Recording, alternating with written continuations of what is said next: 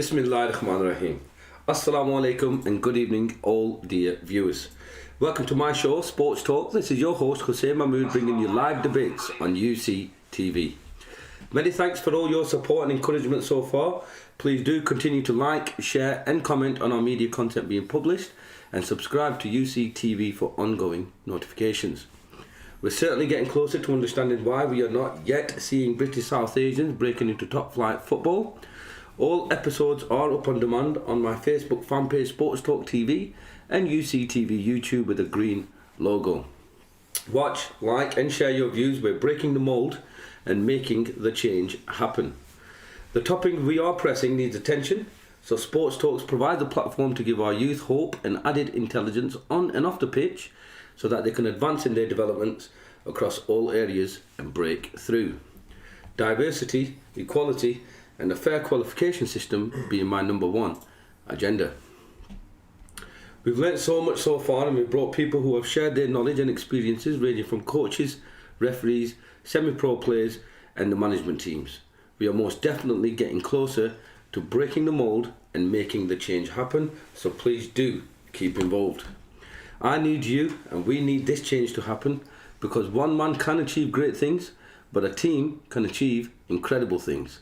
Power of the people. Alongside myself today we have my guest. Started off at young age and developed a passion for football. Played at various semi-professional levels clubs including Accrington Stanley and Macclesfield.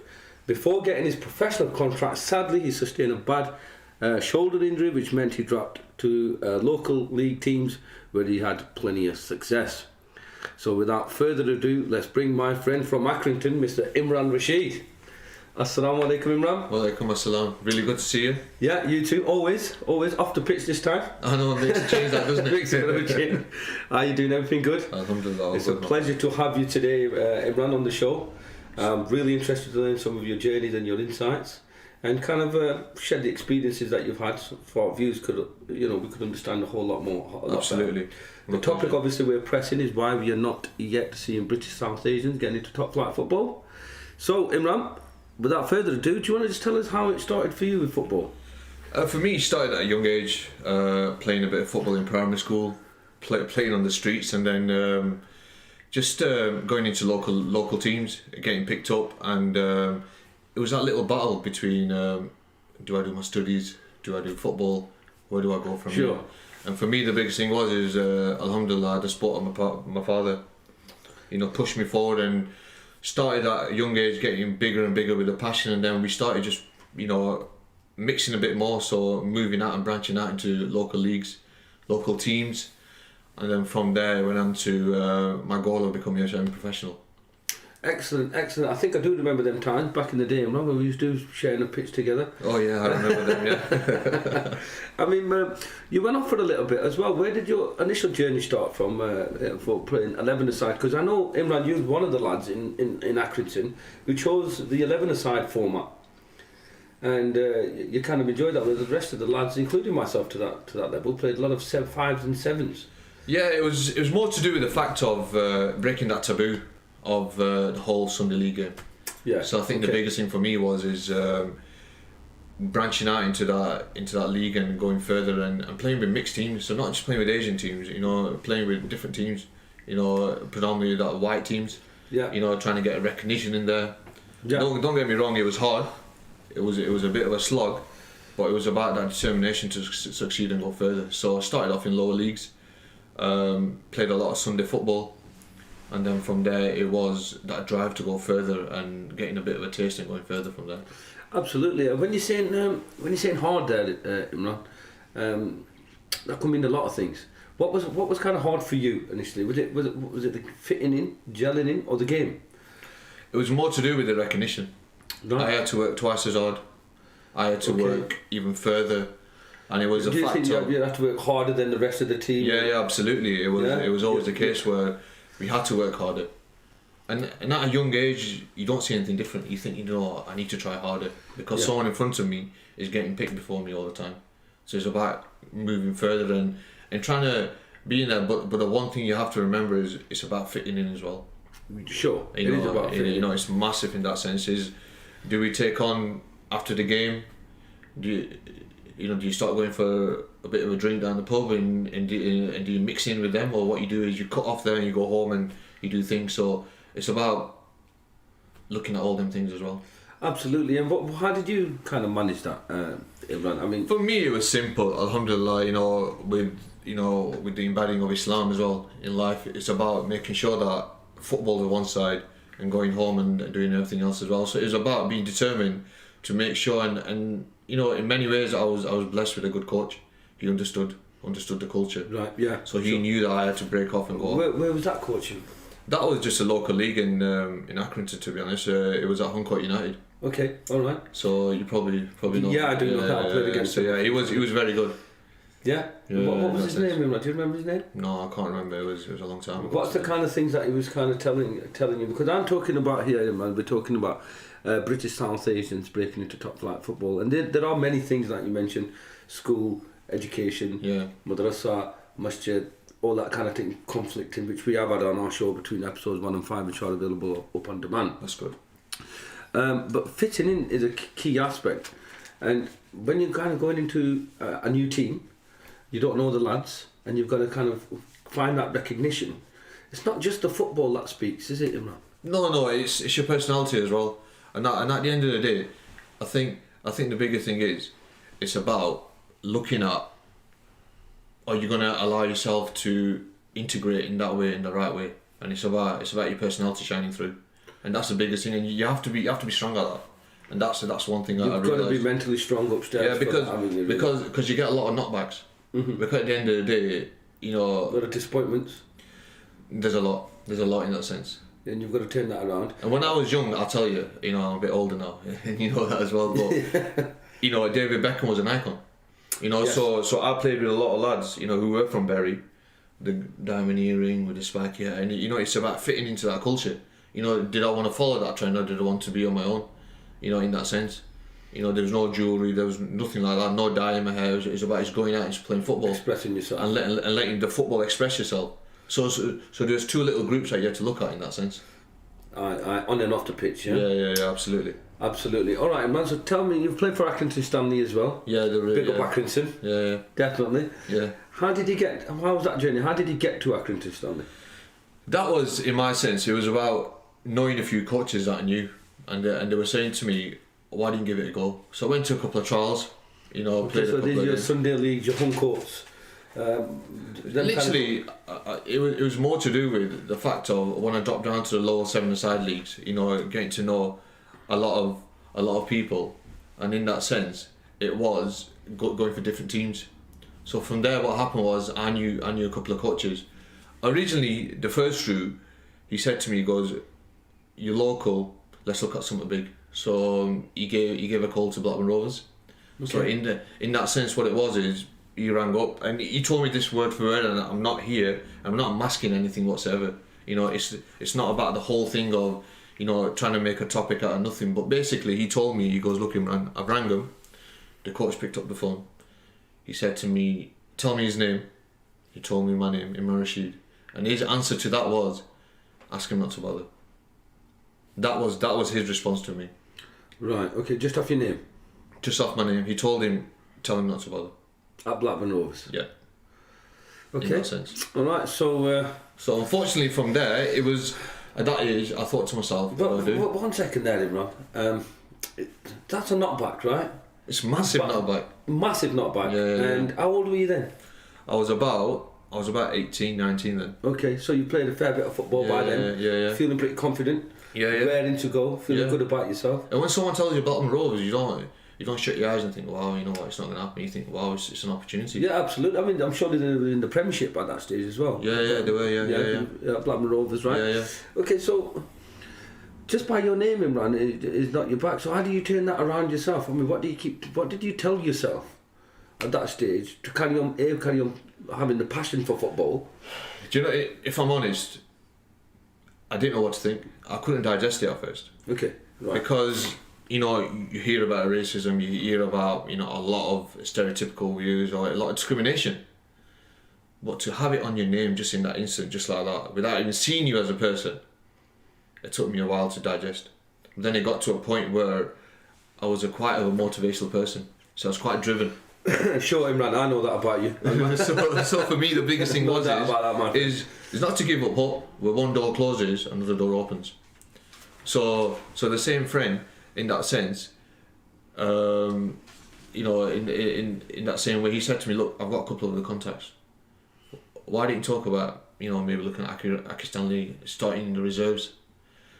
But you know what it's like, the whole little gimmick about Accrington Stanley, who are they, the milk adverts, so people always go on about that. In that exactly. sense. So people always go on about that. But do you know what I thought? Why not give it a go? Yeah. So I started playing in the reserves for a bit. Had a couple of trials. The gaffer asked me, come down to Lee near Wigan. He goes, I'll give you a game. Went down there, played the last 15 minutes. After the game, gave me a call. He goes, look, Imran, you did really well. He goes, I want you on the team. Fantastic, yeah. So it was a lot smoother transition. In Accrington? Yeah. He saw me, he saw me as a person. He looked at my football and he goes, look, I'm going to give you a go. So you actually judge you for the performance? Absolutely. Would you say there's an element of Blackburn Rovers being in the Premiership, and I imagine this is before Accrington Stanley getting into the conference even, at that stage, or were they at the conference? No, I think they were in the Premiership, but I don't think you can look at status. I think it's who's in charge. Right, You've got to look at the people who are in charge, and I think being a lower league or a higher league, I think it's the people that run the scope for me. Okay. At the end of the day, so it's down to a single person. It's either a single person. It's either down to the way organisations are run. I think there's a bigger element in there. I think for me, if I start looking at, if we start looking at, who's higher, who's lower, I think we're looking at the wrong thing. I think it's individuals that are running the place, who are doing, like, for example, if you look at recently, it was in the papers that Muslim grassroots footballers have complained to the FA about Islamophobia. Yes, it was. So there's things still there, and I'm not saying that we need to look at the root of Islamophobia in any way. But what I'm saying is that it's about looking at the individuals and looking at who's looking at it in a bigger way. So the individuals in them influential positions, absolutely, or making them decisions, are not quite being fair as they should be. No, absolutely not. Absolutely not. No. That's quite straightforward. That's from your opinion and that's from your experiences. If you look at it, how many people have we come across that have been multi-talented and have not made it? Well, Imran, this is the thing, you see, and I do want to talk to you a lot about Accrington's talent that we have, the pool of players, and just individuals in our lifestyle and our experiences that we have come across. Talented youngsters, really, really talented, and they're not making it. And I'm asking the question. This Sportstalk platform is asking the question: why are we not seeing British South Asians breaking into top flight football? One of the things you've answered there for me, or one I could take from your kind of experiences, is that the people in them positions, such as Blackburn Rovers, if they're hearing the name of Imran Rashid, don't bother. Absolutely. So how far can one go? Or what kind of doors do we need to knock on? Because it's not an attitude thing, and it's not a potential. No. What are we missing here, Imran? I think it's about asking them difficult questions. I think it's about going. It's asking the organisations why is it that there's no diversity in that sense. Well, the FA have recently released some new stats in which they want to introduce. I'll bring the figures up in just a moment. My back team are also working on it as well. But they are changing. No, I understand. I understand. They are. Is that one of the things? Does that give our South Asians more hope? It does give them hope, and I think it's about having role models to look up to. Look at Sterling. How big a role model he is. In the fight for Black Lives Matter. So it's about having them high-profile role models.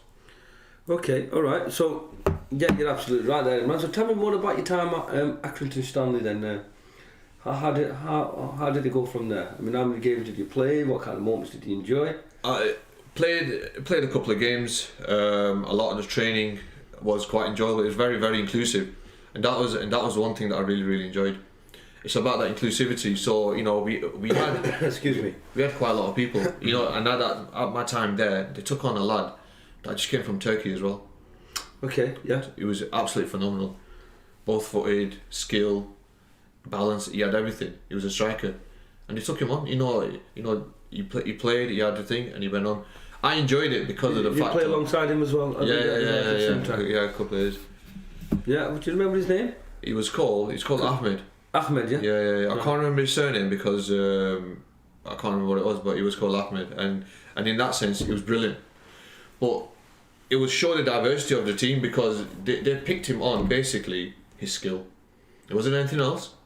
His skill level and the way he came across. Well, my time there was phenomenal, to be honest. I really enjoyed it. Yeah, did you stay? How long were you there for him? To be honest, it was a bit of a short season because I played for half a season there. Okay. And then I did my shouldering quite badly. Right. So I dislocated my shoulder, and then from there it was hard. It took me. Did you do that on the pitch or off the pitch or? No, unfortunately, I was playing a bit of a five-a-side up at St Mary's. We've seen that happen so many times. Slipped on, a bit of water, and crunched my shoulder, and I was out. But then I actually fell on your shoulder. Yeah, so I basically flipped over. I was going to go down. As I was going down to break my fall, my shoulder landed in an awkward position. Crunch. And then basically, I went on. I thought it was fine. Twisted it back into place. The moment I took a shot, it dropped straight into my chest. Really? Yeah, it was really bad. Really bad. Yeah, really bad. So it took a while. So how was your? 2 years. You was at Accrington Stanley at that time. Yeah. Did you tell Accrington what had happened? Yeah, they weren't happy. Did you tell him you were playing that final? Yeah. I was honest with him, and he wasn't happy. But at the end of the day, that was my opportunity to get a pro contract in that sense. It was a genuine opportunity in that sense. Yeah. Did you see? Did you get some aftercare? Imran, I'm going to stop it right there for a second. We're going to take a short break. Viewers, do stay tuned with us. We'll be right back.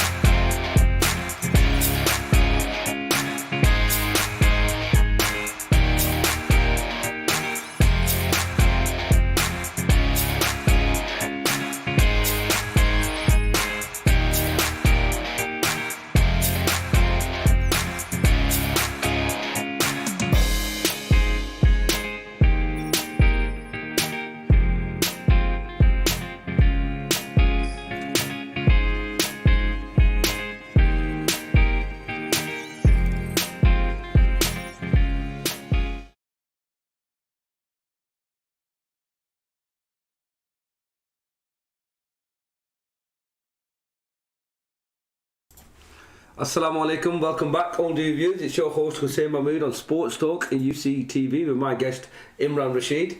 Imran, just before the break there, you mentioned you obviously had a shoulder injury, big shoulder injury. Yeah. Played the 5-side at St Mary's, Accrington Stanley, weren't happy about that. But could you just tell us, before the injury, in Accrington Stanley, playing in the outfit, how did that feel and what kind of feel factors were you getting there? Being a British South Asian getting into the team. Were there any other Asians first of all there? There was 2 more.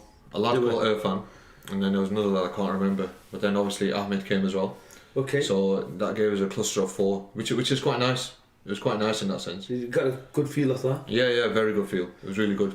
Alright, okay, so tell me what it's like playing at that level and what kind of training, what kind of drills were you doing? It's one thing getting into the team. It's a completely another thing staying in the team, isn't it? I think it's the mindset. I think it's about having that mindset and that desire to do well. And I think in that biggest thing, or what in that moment in time, what you need to remember is, how am I going to succeed? And if you don't put the work in at that level, you're never ever going to make it. And that's the biggest thing for me, was that desire to do well. So it's about changing your diet, looking at your training, looking at everything else, but it's about balancing your life as well. Stress loads and your stresses, workloads, etc. Yeah, but it's about how you manage it. It's what drives you to be number one, and I think ultimately it's that desire to be successful, and if you have that desire, you can accomplish it. Yeah, and what was one of the things that you were doing to accomplish that? I think the biggest thing is having that time where I planned everything in schedule. So I had to have a schedule at home. Yeah, I understand. So it's about, was it was it my uni work, was it my college work at that? No, sorry, it was uni work at that time, and then it was about, you know, the nutrition side, the training side, how much time, you know, it had to evolve, and you know what, it was literally a timetable schedule that I had to do, and it was step by step what I did and how I did it and what I had to do, and you have to stick to it religiously.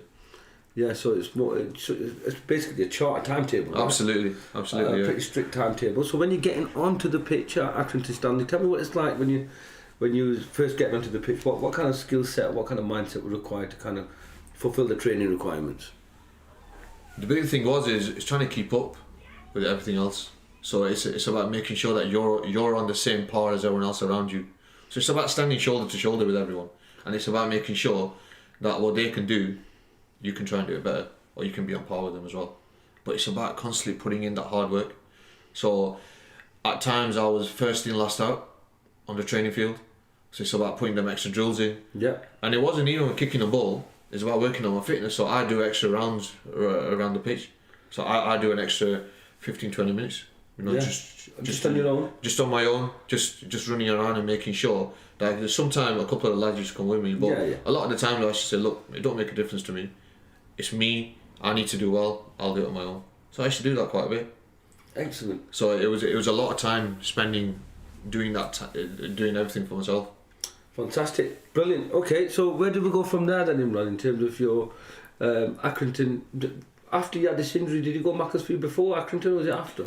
To be honest, it was. If you look at the timeline, Macclesfield was before Stanley. Okay. In that sense, Stanley was probably the last bit until my shoulder injury, but Macclesfield was short-lived. The reason why is I played a couple of games, and then what happened was every game I was getting a yellow card. Every game I was getting a yellow card. You was getting a yellow card. Yeah. Why is that, Imran? And you know what I'm like. I'm quite a clean player in that sense, but the reason why it was is because of the back chat I was getting from the crowd. Mm-hmm. And in that sense, it was all about. From the crowd, did you mention? Yeah. What they were saying to me every time. So every time I went for a throwing, every time I missed a ball, every time I went for a tackle, So the biggest thing for me was it started affecting me. Okay. And I never told the coach, because I thought to myself, you know what, you can drive through it, and everything will be fine. But you know what, it comes to a point where it breaks you. Well, this is it, Imran, and I am learning this on this platform. I've come across this many times before, and I do want to kind of get into that a little bit more. The crowd was saying something to you every time you were picking the ball up. Yeah. Every time you're making a mistake. Was this over at Macclesfield? Yeah, in that sense. So is every time you play, there's always someone chirping something in your ear all the time. And it was about, basically. Was that what was that kind of chirp? Was that discriminative? In terms of it was racist. It was racist at times, and then it was just general, profanities at times, but it was more the racist bit that really got to me. Right, so there was more at times, but it's like you think to yourself, you want to be professional, you want to play in that game. In that moment in time, it's not about you, it's about the team. Yeah, sure. You're putting everything in. But at the same time, when you hear it for quite a bit, and then all of a sudden, what happened? You snap, and that snap was flying into a tackle, arguing against the referee. Basically, not going against what it is. You making a mistake, you drop your head, and it affects your game completely. And that's where the biggest issue was. And it slowly but surely, once you become open to these, you start becoming a bit more resilient. But as I was young, it was about the anger gets the better of it. Did you not feel that you wanted to kind of speak to the referee maybe, or speak to the coaches at that stage? Because it sounds like, and it happens a lot, and I can see why this would happen. Even I could just imagine that you kind of bottle it up inside, don't you, Imran? But the reason why you don't say it is because you think, being an Asian, you don't want to throw the racist card. Right. Okay. So in that sense, it was about the fact that I was brought up by my dad to say, if someone says something wrong to you, try and ignore it and move on if you can. But it got to a point where it was hard. Excuse me, but at this stage, whilst you're in a live game, and you've got things going on in your head, and the crowd are on your back. You don't mind when they say, look, your hairstyle or your boots or whatever. No, absolutely. You wouldn't mind, would you? No, You just kind of brush it off. Yeah. But it's kind of soul hurting, it's soul damaging, isn't it, Imran? Yeah, absolutely, of course it is. So the biggest thing you need to understand is that it's about me wanting to do it on my own, and me not wanting to go to my coach and say, look, by the way, do you know what? He's called me this, they've called me that, this is racist, that was racist. Because you don't want to be labelled as someone that just wants to bring up the race card all the time. Yeah, sure. So you need to avoid that as well. Yeah. Okay. But it got to the point where I was, after a couple of games, every single game after that, I got a yellow card. Every single game after that. It's because I'd lost my head. In that moment It's in time. quite easily done, isn't it? Yeah, absolutely. In the heat of the moment, the heat of the game, it's quite easy to lose your head, and obviously you're game changing. You're going into them tackles, and that's when you're getting the yellow cards, right, Imran? Yeah. What kind of advice or what kind of message would you give our viewers, or in particular youth who are subjected to that type of environment, where they're putting everything in for the team, they're doing everything they can. The colour of their skin is God given, yeah. But still, they're getting all this back. What kind of advice would you kind of give to them? I would say the biggest advice: speak up. I would tell them to speak up. So you kind of do it differently to the way you've done it. Yeah. Absolutely. I'd say speak up. Make your voice be heard there and then. Don't leave it for a day or so. That's it. The moment when it happens, you tell them there and then. And I think that's the biggest thing what I would tell anyone. Yeah. Don't allow yourself to have that abuse or have any kind of discriminative views about you whatsoever. But I think for me personally, what I would do is I would speak up straight away there and then. Then and then. Yeah, absolutely. Yeah. Which we are seeing nowadays, like you mentioned before, in the FA as well. Yeah, absolutely. They are speaking up on the pitch. Players are walking off. People are stopping the games. But for me, the biggest thing is you need to have your voice, and your voice needs to be heard. And this is where you speak up straight away. And that's what I would do. I would speak up. Fantastic piece of advice, that, man. If I could go back, I would have spoken up. You would straight have away. changed it. Absolutely, I would have changed it, and I would have spoken up. Do you think that some of them torments you still hear sometimes? I mean, you're not quite over it still.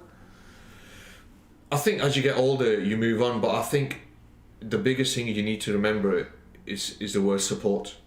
It's a lack of support that we had when we were growing up, and I think there's a lot more support in place now. It's a lot more highlighted now, and I think this is where the scope is massive for it. Well, you say it's a lot more highlighted, Imran. You're absolutely right, because no room for racism, supporting communities' action against racism, embedding qualities from the FA. I'm just going to read out these stats for you. Just give us a second. Because no room for increased diversity in leadership positions, increased representations of coaches from BAME backgrounds. So definitely moves are taking place within the FA. Regulations are diversity codes are changing. Yeah. So we're moving towards a positive. Absolutely, anything positive is good in that sense. Yeah. So there's some great developments there, Imran, right? Okay. So I appreciate that advice. I appreciate what you're saying there to youngsters, especially Imran, when you're getting that type of racism, how to overcome it. So definitely speak up. It's not to be scared. Not to be scared as well. But is it easy though, Imran? I mean, you say speak up and that, but when you're in that bubble and you're a youngster, is it easy to speak up? No, it's not. It's not, because you don't want to be the person who is rocking the boat a bit, if you know what I mean. You want to keep the peace and the harmony all the time, and that's the biggest thing. What our youngsters think. It's hard enough getting to a decent level. It's hard enough. Yeah. And then B, when you're in that scope, what do you do? Do you keep the peace and stay stum and you sit back and relax, or do you want to become the person who someone thinks, you know what, he's a bit of a trouble causer, let's get him out? Yeah, but that's so it's a fine balance. It's a very, very fine balance that you've got to do. Do you maybe think they're going to adapt the right channels, maybe? You talk to the right people, not just talk, but to the right people? Maybe? Absolutely, and I think it's about having that confidence in the people of, for example, your coach. Yeah. You know, everyone else who's around you. You might have a mentor. You might have someone that you can confide in, and I think it's someone that you feel that you can go and speak and you can, offload a bit. Yeah. And then someone who's going to be subjective enough, who's going to give you the right channels to go down as well. And I think that is really, really important. Absolutely, Imran. What I'm getting from you there is don't just bottle it up inside and don't let it eat you up inside, because it will affect your game, won't it? Yeah. Even the smallest things can affect your game. Absolutely, of course it does. All right, okay. So what else are you doing with your football then, Imran? I know you've got a Sunday. You're laughing. I know you've got a Sunday game going on 7-a-side in Accrington. Yeah. Yeah, is that how are you finding that at the moment? And what are you doing within the community? What's going on with the youngsters, or how are you transferring your skills or knowledge on from what you've gained? I think the biggest thing what I'm hoping to do now is maybe set up a bit of an academy. Yeah. Trying to nurture, take the kids off the streets, you know, give them something to look forward to, you know, have a look at it, you know, maybe, you know, getting them into sport. I think sport is a massive positive for them. I think the biggest thing that what we can do with them is at this moment in time is give them a driving force and give them some kind of passion. Sure. And I think it's about you know, nurturing them, you know, getting them and giving them a bit more than what they have at the moment. Absolutely. Get them early. Absolutely. 6, 7, 8 and 9. Yeah. And press on. We are working on, I mean, I had Adnan here as well before. He was working on a pre-pro academy. He's doing a lot of work, and I think we have to start to kind of spread our wings. Unfortunately, it didn't quite happen for us, did it, Imran? I mean, the sport network that we had at the time, getting into top flight football was a far cry. You know, we didn't have the right appropriate channels. Would you agree with me? I do agree, but that doesn't stop us from nurturing the youth of today. Yeah, that's, you know, what I mean. So we kind of... Yeah, and I think our experiences will only make us stronger, and we can relay them to, you know, the kids going forward. One of the questions I've always asked him, man, is potential and talent within British South Asians. Where do you think we are in terms of British South Asians in football? Talent-wise, I think we're up there. 100%. I think we have some phenomenal players. I think we have some amazing players. Like, you know, would you like to give some shout outs or some mentions? Because some of them I probably know. You know, for example, we play with a young lad called Sahib. We do, yeah. And you know, he's playing for Fleetwood at the moment. Yeah, you know, the lad is phenomenal. You know, for his age and his ability, I think he's probably one of the best youngsters I've seen in a very, very long time. And I think for him to get there and propel himself further would be an absolute success story. Absolutely. I think that's worth a shout out as well, Imran. Yeah. Shout out to Sahib and Sahib. So he's not only, he is one player out of many players who's actually, you know, doing really, really well. Yeah, so Sahib, shout out goes out to you, my brother. All the games that we've enjoyed together, Imran, I'm sure Imran will give you a beautiful shout out. But from me personally, well done. Keep it going. We definitely want to see our British South Asians, and you in particular, alongside many others, breaking into top flight football. But how do we support them, Imran? We support them at the moment, like players like Sahib, but we do play with him. Fantastic player, alhamdulillah. But I think with someone like him, he has a desire to do well. Oh, he's a very ambitious lad. He's very ambitious. You know, you look at his training schedule. You look at the way he is. He's got his head in the right direction. Yeah, he's definitely clear-minded. He knows what he wants. Plays football with real you know, clear mind. But what can we possibly do? Because this show is for Sahib, and it's for people like Sahib, and it's for people like us to bridge the gap. Do you think we're missing anything in terms of support? And we play with him, don't we, Imran? We try to give him as much support we can. Yeah, but I think for the biggest support is who you go to. And at the end of the day, his talent is being recognised.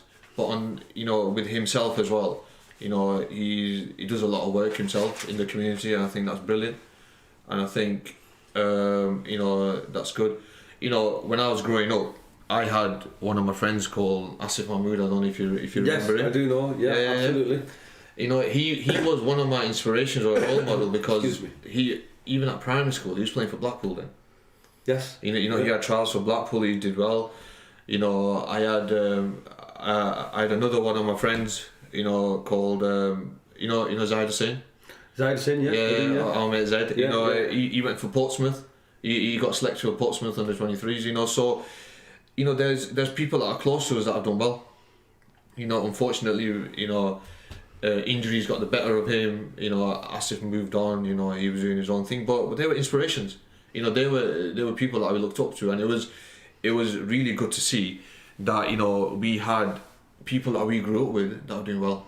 That they were, as you said, making the change, breaking the mold. Absolutely. You know, in that sense. So I think it was a good thing to see that, you know, we had people like that, you know, to look up to in that sense. Yeah, absolutely.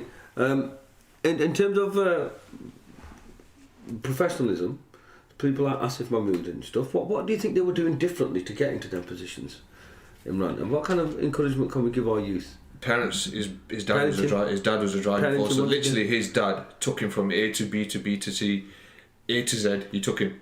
It didn't make a difference to him whatsoever. Yeah, whatever he did all that. In that sense.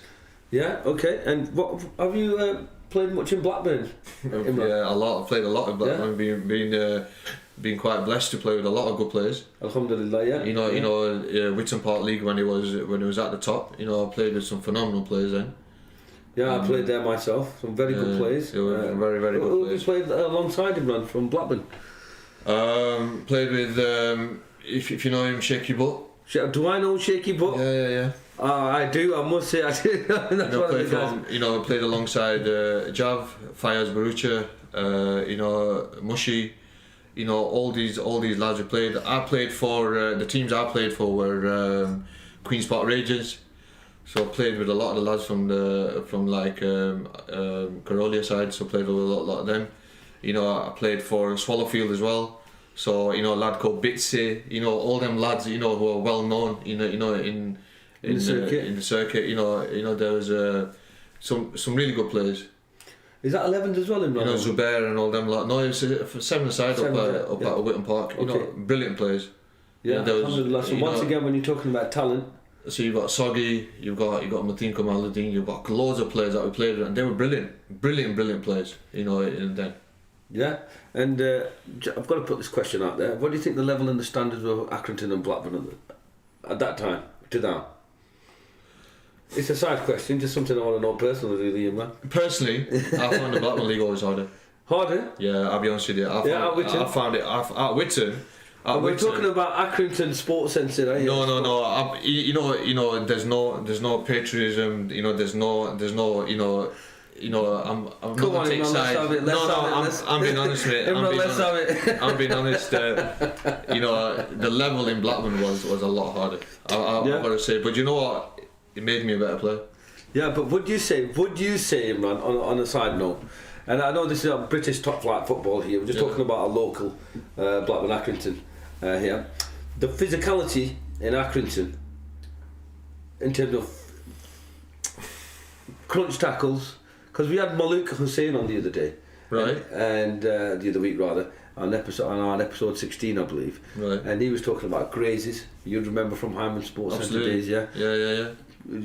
Gladiators and warriors, they called themselves here at Wally Range. All right. And he was saying that Accrington was one of the toughest games that he actually played, toughest venues that he's played at. If you want to look at physicality, and physicality does play.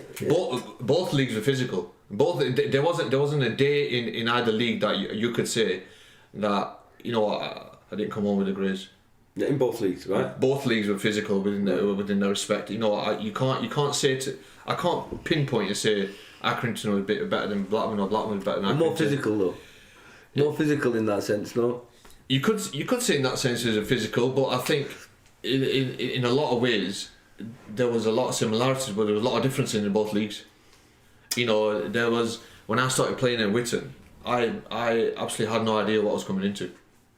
Until I'd definitely say it's quicker. It's a lot quicker. A lot quicker. It was a lot quicker. That's one thing I definitely do. It was a lot quicker. It was a lot quicker, and you have to be up there. Yeah, I've got to be up there. It was very, very quick. In that sense. Thanks for that, Imran. Thanks for that. I've always wanted to know, and I thought I'll share it with my views as well. Seeing as we do have different styles, really. If you'd say, in my opinion, I would say the Accrington games, and I played a lot in Blackburn as well. The Accrington games were a lot more physical, were proper physical. Yeah. And that does take it. Getting into top flight football, you've got to be physical, and if you're not, you're going to get into injuries. But as I said, both leagues had their similarities and their differences in that sense. Talent on both sides in that sense. I think we'll leave it there. I think we'll leave it there and have an off-camera conversation. Right. So, Imran, one thing I want to, your view and your angle to the game is you've come across really organised about the way you've tackled your work and tackled your career as well. And you do require a certain level of professionalism. So what kind of would you kind of give our youth, what kind of hope would you give them, and what kind of encouragement would you give them to stay professional, stay consistent, stay in the zone? I think for me the biggest thing what I would say to them is stay positive, never give up, and if you've got a dream, I think you should go and achieve it. And that's one thing that you should never do, no matter what the barriers are, no matter what people throw in front of you. If you have a goal, I would say go and achieve it. Because when you put your mind to it, you can achieve anything. And for me, the biggest thing is stay positive. No matter what you do, even in these difficult times, is stay positive. I think that's the biggest thing what you can do. Conduct yourself well. You know, when you're in there, always try your best. And at the end of the day, it's always trying to be better than yesterday. I always say to people, always be better than yesterday. You know, no matter what you did yesterday, today is a new day, and you can always be better than yesterday. So, you know, always take them on board, and it's about having that positivity to drive yourself forward all the time. Absolutely, that's a really, really, really good message. Thank you very much for that, Imran. And in terms of the diets and lifestyle and pressures off the pitch, how do they manage that? You have to do it if you want to succeed. You have to do the nutrition. It's not the case of dropping one and picking the other up. You kind of got to do it all. I mean, Imran. Yeah, absolutely. If you want to do it, you have to do it 100%. So in my eyes, what you do is you do the training, you do the nutrition, but at the same time, you push yourself even harder. You have to do everything. Everything works together. So you can't do the training and not do the nutrition because it's never going to work. Yeah, sure. So you have to do everything in tandem. Everything it's interlinked, and everything will work together. Absolutely. Absolutely. Tell me one of your best moments when you were playing for Accrington, Stanley or Macclesfield, Imran. What was one of your most inspirational moments, or what kind of learning or message did you take from one of the coaches that kind of changed things for you? The biggest thing was my coach always used to say to me that in the eye of diversity, I would never give up. He said that was something about my character which was really well. But the biggest thing is my second games when I came in, we were losing 3-2, and I scored one of the goals and we ended up winning 4-3. So that was quite a proud moment. You know, excellent. Coming in, scoring. That was up. Excuse me. You know, Accrington Stanley, right? Yeah. Scoring a goal. You know, it's just a brilliant feeling to score, and having your teammates come and congratulate you. You know, that was massive. You know, because then you know that you're part of a team. You know, and getting congratulated together, and I think that was brilliant. Gives you a really good boost. But I think the proudest moment was you know, from our group of lads who's going to play for Stanley, and I think that within itself was a proud moment for me. A proud moment for I still remember the phone call I gave my dad. You know, he was thanking me on the phone, but he was thanking the coach. But in many ways, it was all about he was proud of the fact that I managed to break into the team. Excellent. And it's little moments like that drive us to do more going forward. Excellent. Is there any message that you'd like to get out? What kind of driver would you give, or what final message or what mentions would you like to give to our viewers who are not quite there but trying to get there? Coming through where you are now, what kind of driver, what kind of trigger, what kind of motivation would you give? I think for me, as I said before, is stay positive, make sure you're better than yesterday, and at the same time is never give up. No matter what the situation is, never give up, and always feed off the positivity that you have around you and the people around you. Yeah, excellent message. That now, one thing I want to say as well. I want to do on a personal note as well. We mentioned Sobi there on the pitch, Sohaib doing really well as well. Do we not get a couple of more mentions there, Imran? There's been some phenomenal players in Accrington over the time, and I think I do want to get a couple of more. Robbie's another player, isn't he? Yeah, Rohaib's another one. I'd say my friend, your one, who's been phenomenal back in the day. I think he's still doing well, doing the right thing. So well, thank you very much. I weren't pushing for it. No, my friend. You know, it's always a pleasure to be on the pitch with you. So I can say that. Likewise, Imran, and I totally appreciate that. And all the guys that we play with in Accrington, up and down. You've got little Isra, not that little actually. Gives his brother Isra as well. Isra's really good, yeah. Isra's a fantastic player. You know, like I mentioned, Rohaib. Yeah. You know, we've got players like Khabab, who actually come in and put in 100% effort every time.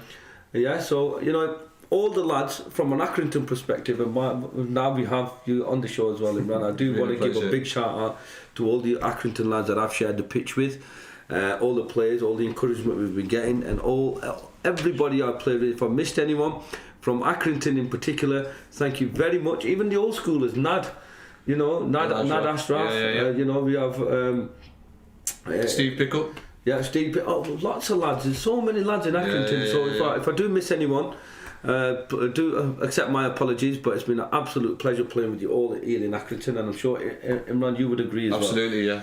Yeah, so to keep it going, and if there's anything that you could pass on, it would be to support and to help people get further whoever that might be, because every success is a success and other people's success is a success as well.